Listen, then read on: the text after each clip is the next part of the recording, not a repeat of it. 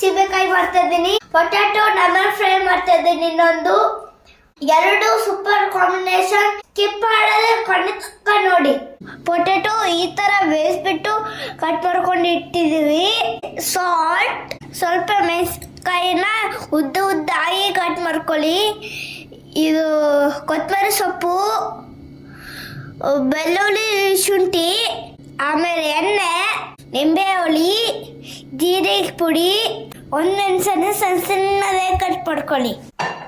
ಚಟ್ಪಟ್ ಸೀಬೆಕಾಯಿಗೆ fresh ಸೀಬೆಕಾಯಿ ತಗೊಂಡಿದ್ದೀವಿ. ಬನ್ನಿ ಶುರು ಮಾಡೋಣ.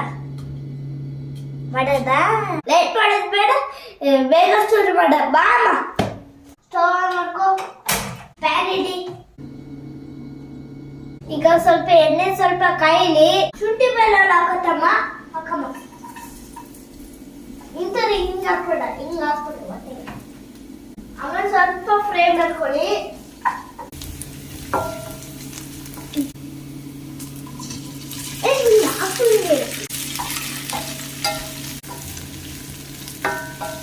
ಶುಂಠಿ ಮತ್ತೆ ಬೆಳ್ಳುಳ್ಳಿಗೆ ಪೊಟ್ಯಾಟೊ ಚಂದ ಮಿಕ್ಸ್ ಆಗ್ಬೇಕು. ಸ್ವಲ್ಪ ಕಲರ್ ಚೇಂಜ್ ಆಗ್ಬೇಕಷ್ಟೇ, ಅಷ್ಟೇ ಫ್ರೈ ಮಾಡ್ಬೇಕು.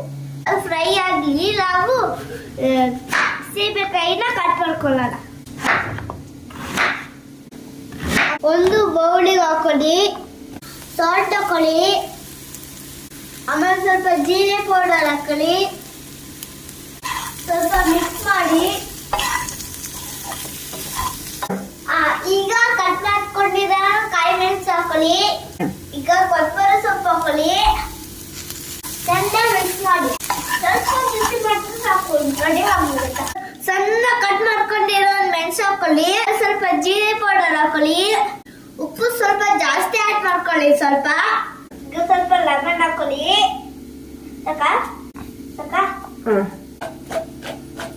ಚೆಂದ ಮಿಕ್ಸ್ ಮಾಡ್ಕೊಳ್ಳಿ. ನಮ್ದು ಚಟ್ಪಟ್ ಸೀಬೆಕಾಯಿ ರೆಡಿ. ಈಗ ಬೌಲಿಗೆ ಸರ್ವ್ ಮಾಡ್ಕೊಳ್ಳಿ.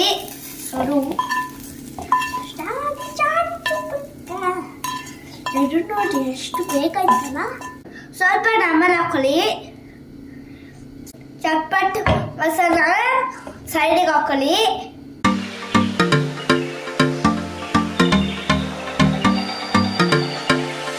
ಈಗ ಟ್ರೈ ಮಾಡ್ತೀನಿ ನಾನು.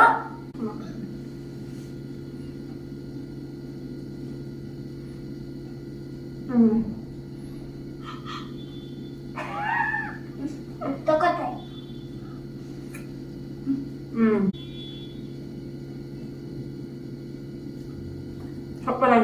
ಸೂಪರ್ ಆಗಿ ಬಂದಿದೆ.